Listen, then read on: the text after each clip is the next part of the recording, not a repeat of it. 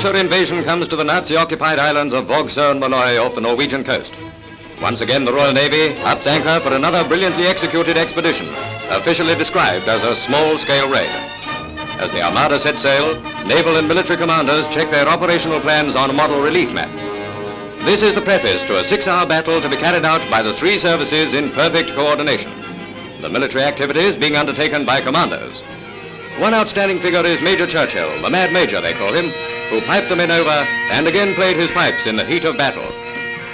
Down below, the toughest men in the British Army head for their destination in much the same manner as the warriors of old.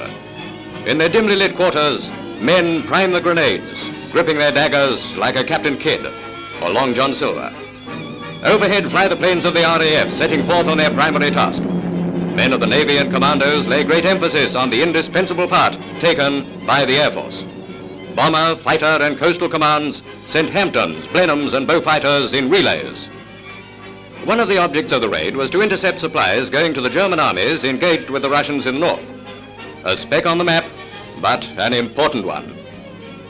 In the dark hours of the morning, a deathly silence precedes 0 hour. Even the tick of a watch sounds loud.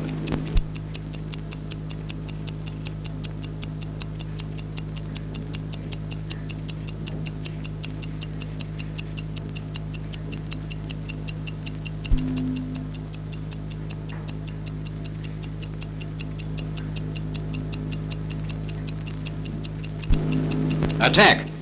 From the bows of the waiting ships clamber the commandos. Assault landing craft already in the water are filled with men.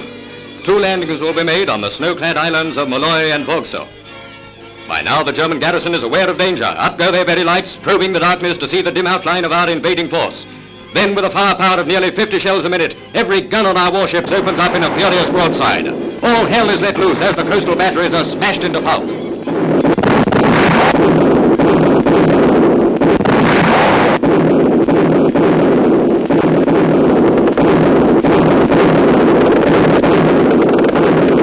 There goes our signal to lift the bombardment.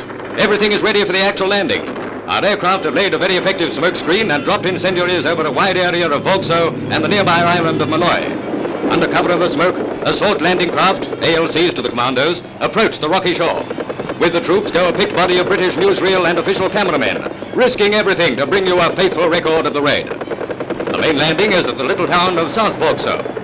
In the face of stiff opposition from the German garrison, the commandos, still watched over by the RAF, gained the rocky slopes and set about the defenders, a first-class Nazi regiment.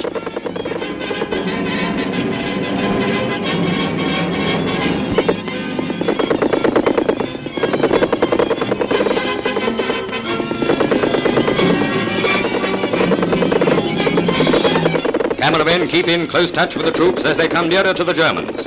They follow the commandos as they make their way along the snow-covered approaches to the burning town. The incendiaries have prepared the way.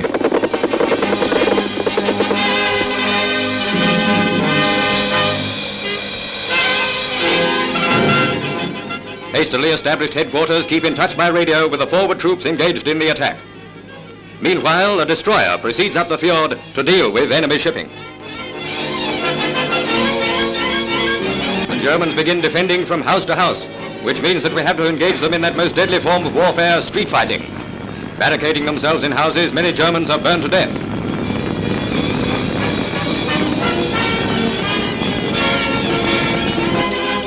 Reinforcements are landed as we set about the destruction of the garrison.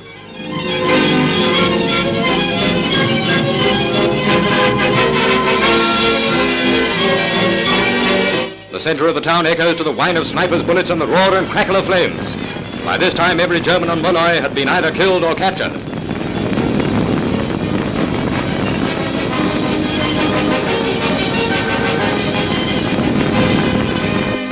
The German headquarters in the main hotel is surrounded by commandos. Cameramen follow them as they creep cautiously around bullet-swept corners. 2 Crislings have been smelt out and surrender, as overhead 2 venturesome German planes suddenly appear on the scene. It's even money they'll never get back. And there goes one of them now. A building at the back of German GHQ is receiving some attention from a squad of men with a mortar. Every now and then, when a figure runs wildly for cover, snipers try to pick him off. By contrast with the enemy losses, our casualties were light. Fighting under conditions like these is no picnic.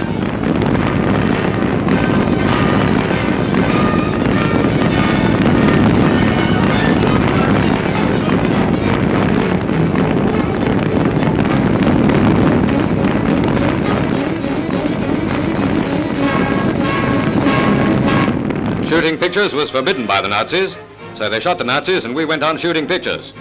Those who surrendered were sent back under armed escort to be taken care of aboard our ships lying offshore. A ferry service of barges takes them across.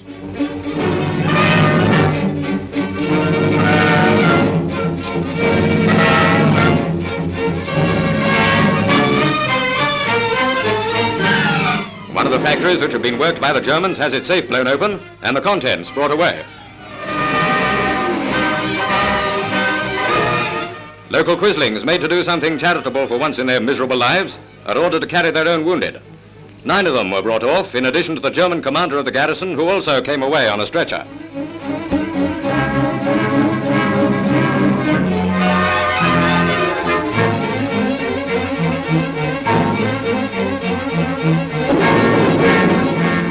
A number of fish oil and canning factories were then blown up, together with the ammunition dump.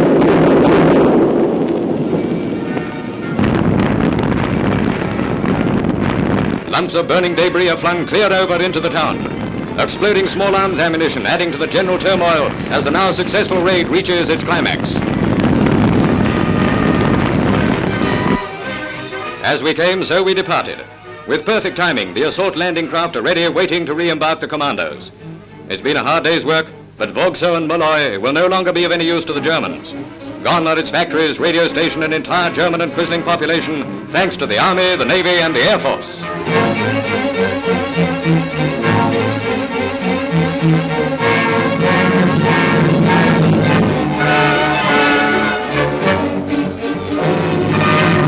Nearly 16,000 tons of shipping employed by the Germans was also lost to them.